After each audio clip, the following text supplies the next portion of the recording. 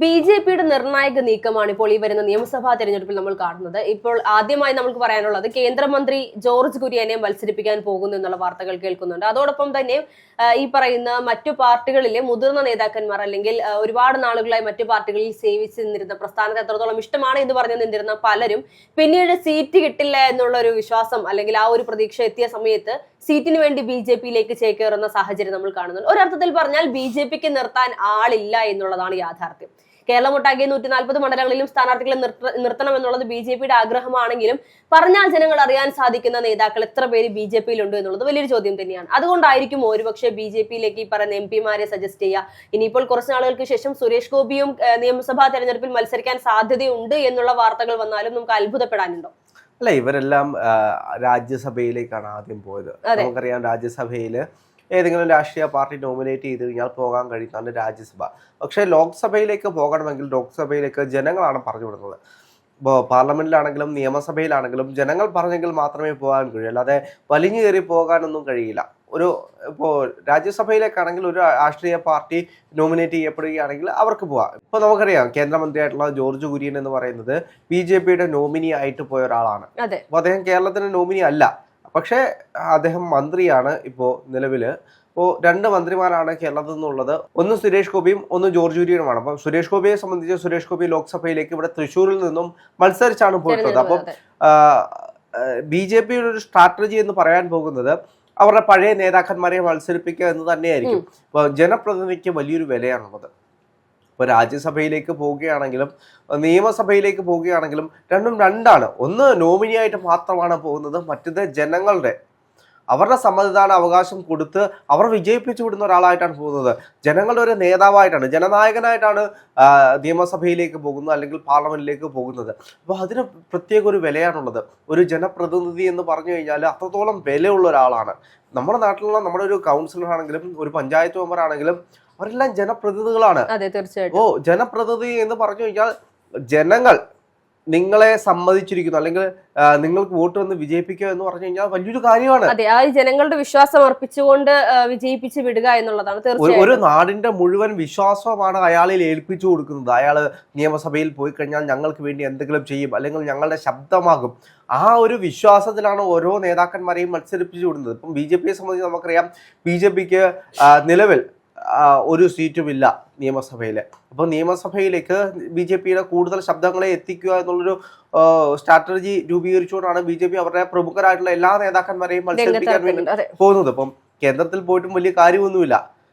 യഥാർത്ഥത്തിൽ കേരളം പിടിക്കുക എന്നാണ് ഏറ്റവും വലിയ കാര്യം. ഇപ്പോൾ നമുക്കറിയാം, സുരേഷ് ഗോപിന് മത്സരിക്കുമോ എന്നുള്ള ചോദ്യങ്ങളൊക്കെ യഥാർത്ഥത്തിൽ നിലനിൽക്കുന്നുണ്ട്. ഇപ്പോൾ ജോർജ് കുര്യന്റെ കാര്യമാണെങ്കിലും ഇത്രയും ശ്രദ്ധേയമാകാൻ കാരണം ജോർജ് കുര്യനെ രണ്ടാമതും രാജ്യസഭയിലേക്ക് പരിഗണിക്കാൻ പോകുന്നു എന്നുള്ള വാർത്തകൾ നിലനിൽക്കുന്ന സാഹചര്യത്തിലാണ് അദ്ദേഹത്തിനെ നിയമസഭയിലേക്ക് പരിഗണിക്കുന്നത്. അപ്പോൾ നിയമസഭയിൽ അദ്ദേഹം വിജയിക്കുകയാണെങ്കിൽ അദ്ദേഹം നിയമസഭയിലേക്ക് പോകും, നിയമസഭയിൽ തോൽക്കുകയാണെങ്കിൽ രാജ്യസഭയിലേക്ക് പോകും. ഇതായിരിക്കും സംഭവിക്കാൻ പോകുന്നത്. ഏതായാലും അധികാരത്തിൽ തന്നെ നിൽക്കാം എന്നുള്ളൊരു അദ്ദേഹത്തിന്റെ എന്നല്ല ബി.ജെ.പിയുടെ ഒരു ലക്ഷ്യം എന്ന് പറയുന്നത് അധികാരത്തിൽ നിന്ന് കൈവിട്ടു പോകും. ബി.ജെ.പിക്ക് എടുത്ത് കാണിക്കത്തക്ക വിധത്തിലുള്ള നേതാക്കന്മാർ വളരെ കുറവാണ് കേരളത്തെ സംബന്ധിച്ച്.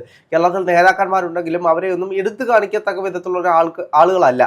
അപ്പോൾ അങ്ങനെയുള്ള സാഹചര്യത്തിൽ ശക്തമായിട്ടുള്ള ആളുകളെ നേതൃസ്ഥാനത്തേക്ക് കൊണ്ടുവരാനും അവരെ നമുക്കറിയാം, ബി.ജെ.പിയുടെ ഒരു സ്ട്രാറ്റജി എന്ന് വെച്ച് കഴിഞ്ഞാൽ നമുക്കറിയാം, നേമത്ത് ഒ രാജഗോപാലിന് ശേഷം പിന്നീട് ബി.ജെ.പിക്ക് MLA മാരൊന്നും ഉണ്ടായിട്ടില്ല. ബി.ജെ.പിയുടെ ആദ്യത്തെ ഒരു MLA ഒ രാജഗോപാലായിരുന്നു. അപ്പോൾ അങ്ങനെയുള്ള സാഹചര്യത്തിൽ ഇപ്പോൾ അന്ന് ലഭിക്കാതെ പോയ ഒരാളാണ് കുമ്മനം രാജശേഖരൻ എന്ന് പറയുന്നത്. അന്ന് ശക്തമായിട്ടുള്ള മുഖമായിരുന്നു. അപ്പോൾ എന്താണ് പിന്നീട് ചെയ്തത്? കുമ്മനം രാജശേഖരനെ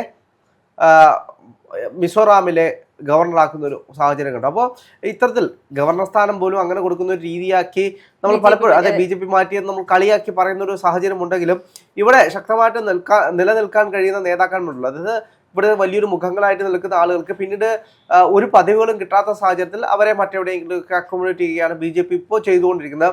എന്ത് തന്നെയാണെങ്കിലും എനിക്ക് തോന്നുന്നത് ജോർജ് കുര്യനെ എന്തായാലും മത്സരിപ്പിക്കാൻ പോകും, നിയമസഭയിലേക്ക് മത്സരിപ്പിക്കും. മത്സരിച്ച് വിജയിക്കുകയാണെങ്കിൽ അദ്ദേഹം നിയമസഭയിലേക്ക് പോകും, അല്ലെങ്കിൽ വീണ്ടും രാജ്യസഭയിലേക്ക് അദ്ദേഹത്തിനെ നോമിനേറ്റ് ചെയ്യും. ഇതാണ് സംഭവിക്കാൻ പോകുന്നത്. ഇപ്പോൾ BJP സംബന്ധിച്ച് ഒട്ടുമിക്ക ഈ പറയുന്ന ഞാൻ തുടക്കത്തിൽ സൂചിപ്പിച്ചതുപോലെ മറ്റു പല പാർട്ടികളിലും സജീവമായി നിന്നിരുന്ന പലരും BJPയിലേക്ക് പോകുന്നതും ഇതേ ലക്ഷ്യം വെച്ചുകൊണ്ട് തന്നെയായിരിക്കും. ഒരുപക്ഷെ നിയമസഭയിൽ ഒരു സീറ്റ് ഇനി വിജയിച്ചില്ലെങ്കിൽ അല്ലെങ്കിൽ തോറ്റു പോവുകയാണെങ്കിൽ അല്ലെങ്കിൽ അർഹമായ പരിഗണന ലഭിച്ചില്ലെങ്കിൽ മറ്റേതെങ്കിലും സംസ്ഥാനത്ത് എവിടെയെങ്കിലുമൊക്കെ ഈ പറയുന്നത് പോലെ ഗവർണറായിട്ടോ മറ്റേതെങ്കിലും പദവിയിലോ ഒക്കെ അധികാരം എവിടെയെങ്കിലും കിട്ടും എന്നുള്ള അതിന്റെ പ്രധാനപ്പെട്ട കാരണം എന്ന് വെച്ച് കഴിഞ്ഞാല് നമുക്കറിയാം VD സതീശന്റെ വിസ്മയം. അതെ, അപ്പൊ വിസ്മയം എന്ന് പറയുമ്പോൾ തന്നെ നമുക്കറിയാം ഒരു പാർട്ടിയിൽ ഇരിക്കുന്ന ഒരാളെ അവരുടെ പാർട്ടിയിലേക്ക് കൊണ്ടുവരികയാണ്. ആദ്യത്തെ വിസ്മയം എനിക്ക് തോന്നുന്നു ഐഷ പോറ്റി ആയിരുന്നു. ഐഷ പോറ്റി വന്ന സമയത്ത് വലിയ രീതിയിലുള്ള വിസ്മയമായിരുന്നു. പക്ഷെ അതേ സമയത്ത് തന്നെ BJP അവിടെ മറ്റൊരു വിസ്മയം തീർക്കുന്നുണ്ട്. അപ്പോ രശ്മിയെ കോൺഗ്രസിൽ നിന്ന് BJPയിലേക്ക് പോകുന്ന ഒരു സാഹചര്യം ഉണ്ടായി. അപ്പോ BJP അവിടെ ഡിഫെൻഡ് ചെയ്യാൻ ശ്രമിക്കുന്ന സാഹചര്യം. പക്ഷേ ഞാൻ കഴിഞ്ഞ ചർച്ചയിൽ പറഞ്ഞതുപോലെ ഒരു നേതാവല്ല വിസ്മയം തീർക്കുന്നത് കോൺഗ്രസിലേക്ക് വരുമ്പോൾ. ഇപ്പോൾ ഐഷ പോറ്റി ആയിക്കോട്ടെ, അതല്ലെങ്കിൽ ഇതൊക്കെ നേതാക്കന്മാർ, ഇപ്പോൾ PK ശശി വരുമ്പോൾ നമ്മൾ മുൻപ് ചർച്ച ചെയ്തിരുന്നു. അപ്പോൾ ഇവരൊക്കെ വരുമ്പോൾ ഇവരെ വിശ്വസിക്കുന്ന ഒരു കൂട്ടം ആളുകൾ കൂടി തിരിച്ച് കോൺഗ്രസിലേക്ക് വരുന്നുണ്ട്. പക്ഷേ ഈ പറയുന്നത് പോലെ BJPയിലേക്ക് പോകുമ്പോൾ രശ്മി പോയെങ്കിൽ രശ്മി മാത്രമായിട്ട് പോയിട്ടുള്ളൂ. ഈ പറയുന്ന കോൺഗ്രസിൽ നിന്നും രശ്മിയെ സ്നേഹിക്കുന്നു അല്ലെങ്കിൽ രശ്മിയോട് ഇഷ്ടമുള്ള പ്രവർത്തകർ പോയോ എന്ന് ചോദിച്ചാൽ വളരെ ചുരുക്കം മാത്രമല്ല. ഒരു തെരഞ്ഞെടുപ്പിനെ സംബന്ധിച്ച് ഒരു നേതാവ് പോകുന്നു എന്ന് പറയുമ്പോൾ അത് വലിയ ചർച്ചാ വിഷയമാകും. തീർച്ചയായിട്ടും. കാരണം ഇപ്പൊ നമുക്കറിയാം പറവൂരിൽ നിന്നും VD സതീശന്റെ മണ്ഡലമാണ്. വിസ്മയം തീർത്ത VD സതീശന്റെ മണ്ണിൽ നിന്നും ഞങ്ങൾ ഇതാ പുതിയ വിസ്മയം തീർക്കുന്നു എന്ന് പറഞ്ഞുകൊണ്ട് BJP അവിടെ നിന്നും മുൻ ചെയർമാനായിട്ടുള്ള കൗൺസിലറായിട്ടുള്ള ഒരാളെ കൊണ്ടുപോകുന്നൊരു സാഹചര്യം ഉണ്ടായി. അപ്പം മുൻ ചെയർപേഴ്സൺ ഒക്കെ ആയിരുന്നു എന്നാണ് അറിയാൻ കഴിയുന്നത്. അപ്പോൾ അങ്ങനെ ഒരു സ്റ്റേറ്റ്മെന്റ് പറയാൻ BJP കഴിയും. അതായത് വിസ്മയം തീർക്കുന്ന VD സതീശന്റെ മണ്ണിൽ നിന്നും മറ്റു വിസ്മയം ഞങ്ങൾ തീർക്കുന്നു എന്ന് പറഞ്ഞുകൊണ്ട് ഡിഫെൻഡ് ചെയ്യുകയാണ് BJP ചെയ്യുന്നത്. അപ്പോൾ BJPയെ സംബന്ധിച്ച് BJP പൈസ കൊടുത്തിട്ടാണെങ്കിലും എന്ത് കൊടുത്തിട്ടാണെങ്കിലും സ്ഥാനാർത്ഥികളെ വിലയ്ക്ക് വാങ്ങിക്കുന്ന ഒരു സാഹചര്യമുണ്ട്. എങ്ങനെ തങ്ങളുടെ പക്കലേക്ക് ആളുകളെ കൊണ്ടുവരാൻ കഴിയും, അല്ലെങ്കിൽ കഴിഞ്ഞ കാലങ്ങളിൽ ശക്തമായിട്ട് നിലനിന്നിരുന്ന നേതാക്കന്മാരെ ഓരോ പ്രദേശത്തു നിന്നും കൊണ്ടുവരാൻ വേണ്ടിയിട്ടുള്ള ശ്രമങ്ങളാണ് BJP നടത്തിക്കൊണ്ടിരിക്കുന്നത്. അപ്പോൾ BJP അങ്ങനെ തന്നെയായിരിക്കും പോകുന്നത്. അപ്പം കേന്ദ്രത്തിലാണെങ്കിൽ നോക്കിക്കഴിഞ്ഞാലും നമ്മൾ പലപ്പോഴും കേട്ടുള്ള ടീമുകളാണ് ഹോട്ടൽ രാഷ്ട്രീയം. അപ്പം ഹോട്ടൽ റൂമിലൊക്കെ പൂട്ടിയിടുന്ന സാഹചര്യമുണ്ട് അവിടെ MLA-മാരൊക്കെ വിജയിച്ചു കഴിഞ്ഞാൽ. കാരണം BJP പൈസയാണ്, സൂട്ട് കേസ് രാഷ്ട്രീയം. പൈസ കൊണ്ട് കൊടുത്തിട്ട് തുറന്ന് കാണിച്ചിട്ട് ഇത്ര കോടി രൂപയുണ്ട്, ഞങ്ങളിവിടെ വന്നു കഴിഞ്ഞാൽ ഈ പൈസ തരാൻ നിങ്ങൾക്ക് ഈ ഒരു സ്ഥാനവും കിട്ടുമെന്ന് പറയുന്നു പോകുമ്പോൾ അപ്പൊ അങ്ങനെ പോകുന്ന ഒരുപാട് നേതാക്കന്മാരുണ്ട്. അപ്പൊ പണം കൊടുക്കും വാങ്ങിക്കുന്ന ഒരു രാഷ്ട്രീയമായിട്ട് BJP മാറിയിട്ടുണ്ട്. പിന്നെ അതേപോലെ തന്നെ മറ്റൊരു രാഷ്ട്രീയ സാഹചര്യം എന്ന് പറയുന്നത്, അപ്പോൾ LDF-നെ സംബന്ധിച്ച് LDF ഇനി നോക്കാൻ പോകുന്നത് BJP ശക്തി പ്രാപിച്ചതുകൊണ്ട് കഴിഞ്ഞ കാലങ്ങളിൽ എന്താണ് ചെയ്തത്, അങ്ങോട്ടും ഇങ്ങോട്ടും ഒരു ഒഴുക്കുണ്ടായിരുന്നു. ഇപ്പോൾ പാലക്കാടാണെങ്കിലും ഈ ശ്രീധരനെ തോൽപ്പിക്കാൻ വേണ്ടി ഷാഫി പറമ്പിൽ വോട്ട് മറിച്ചു കൊടുത്തു എന്നുള്ള വലിയ ആരോപണങ്ങളൊക്കെ ഉണ്ടായിരുന്നുവെങ്കിലും അവിടെ ഷാഫി പറമ്പിൽ വിജയിക്കുന്ന സാഹചര്യം. അപ്പോൾ നേമത്ത് തന്നെയാണെങ്കിലും BJPക്ക് ഉണ്ടായിരുന്ന അക്കൗണ്ട് പൂട്ടിക്കുന്ന ഒരു സാഹചര്യം ഉണ്ടായി. പക്ഷേ അന്നെല്ലാം പറഞ്ഞിരുന്നത് CPM അങ്ങോട്ട് വോട്ട് കൊടുത്തിട്ടാണ് ഞങ്ങൾ വിജയിപ്പിച്ചത്, അല്ലെങ്കിൽ കോൺഗ്രസ് ഇങ്ങോട്ട് വോട്ട് കൊടുത്തിട്ടാണ് അവിടെ മറ്റാളുകളെ വിജയിപ്പിച്ചതെന്നുള്ള വലിയ ചർച്ചകളൊക്കെ ഉണ്ടായിരുന്നു. അപ്പോൾ എന്ത് തന്നെയാണെങ്കിലും ഇപ്രാവശ്യം അതിനുവേണ്ടി ശ്രമിക്കത്തില്ല. CPM-നെ സംബന്ധിച്ച് CPM-ന്റെ നിലനിൽപ്പാണ്. കോൺഗ്രസിന് എത്രത്തോളം വോട്ട് കുറയ്ക്കാൻ കഴിയുമോ അതായിരിക്കും CPM നോക്കുന്നത്. കാരണം ഭരണവിരുദ്ധ വികാരമുണ്ട്, മറ്റു കാര്യങ്ങളുണ്ട്. അപ്പോൾ CPM-നെ സംബന്ധിച്ച് എങ്ങനെ വോട്ട് കുറച്ച് എങ്ങനെ വിജയിപ്പിച്ചാലും കോൺഗ്രസ് അതായിരിക്കും CPM-ന്റെ സ്ട്രാറ്റജി എന്ന് പറയുന്നത്. BJP-യെ സംബന്ധിച്ച് തുടർഭരണം CPM-ന് കൊടുക്കുക, അതേപോലെ തന്നെ ശക്തമായിട്ട് തിരിച്ചു വരിക. അതാണ് BJP-യുടെ സ്ട്രാറ്റജി എന്ന് പറയുന്നത്.